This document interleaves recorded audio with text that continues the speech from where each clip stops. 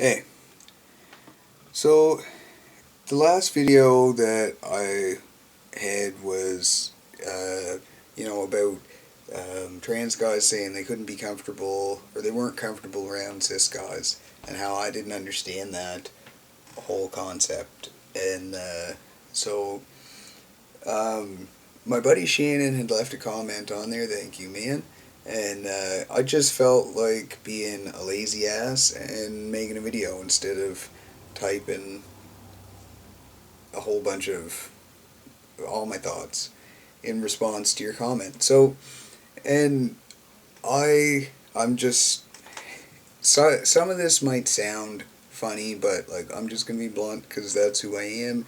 And Shannon, I know you'll appreciate that, man. And I mean, I understand that a lot of it is totally anxiety based, and anxiety is internalized, and that's a part of gender dysphoria as a whole. That's something that we all go through and deal with, right? So I get that. And when I look away, I made some notes. So, anyways, I just I feel like it's a you problem. It's inside our own heads. It's our own problem. It has nothing to do with the people that we're having encounters with and trying to make small talk with. So, like, if I am talking to some guy at the gas station while I'm pumping gas, there's a 1 in a million chance that he's going to ever find out that I'm trans, and there's a slim to none chance that he's ever even gonna suspect just from some bullshit conversation in a parking lot. And I mean, if you're friends with somebody, it just totally depends on, like, what kind of friends you want to be with that person. Like, are they someone you want to hang out with?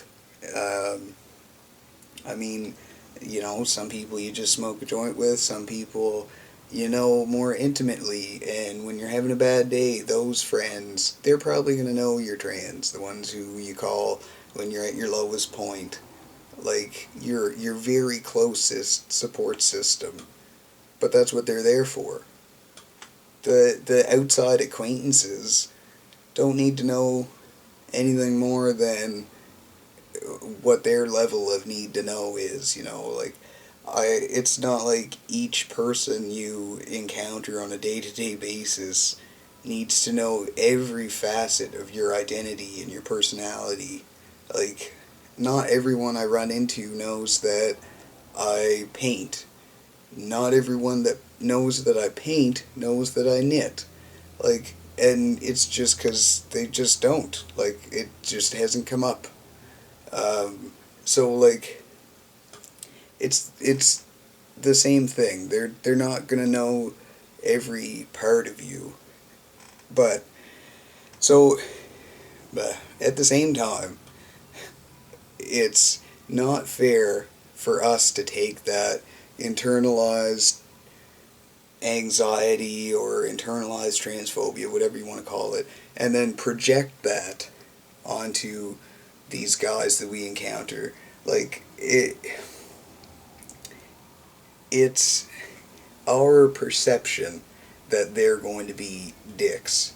And if we go into a situation assuming that, then we're already setting ourselves up for failure. Like, you're already going to provoke a negative situation when you walk in with your own assumptions and perceptions.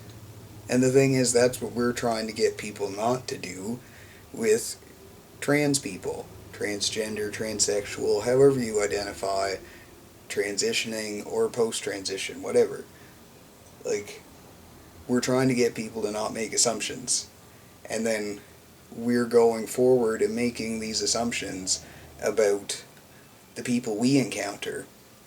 And I mean, do you ask them if they're cisgender before you say that cis guys make me uncomfortable?